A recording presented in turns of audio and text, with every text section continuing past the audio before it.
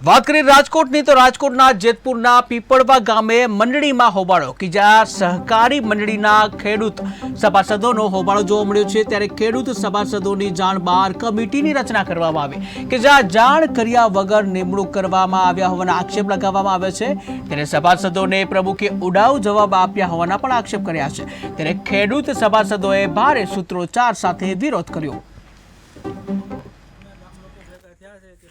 સહકારી મંડળની ચૂંટણી થઈ ગઈ એ ગામને જાણ નહોતું એટલે અમે અત્યારે ભેગા થયા છે અને અમારે ચૂંટણીનો વિરોધ છે કે ભાઈ અમને કીધા વગરની કરી નાખી તો અમારે પાછી કરાવવાની થાય છે। અરે સહકારી મંડળીના પ્રમુખને ફોન કર્યો તો એ લોકોએ એવો જવાબ આપ્યો કે અત્યારે સહકારી મંડળી ન ખુલે અને તમારે જ્યાં જવું હોય ત્યાં જાઓ અને જે કરવું હોય ત્યાં કરી લો।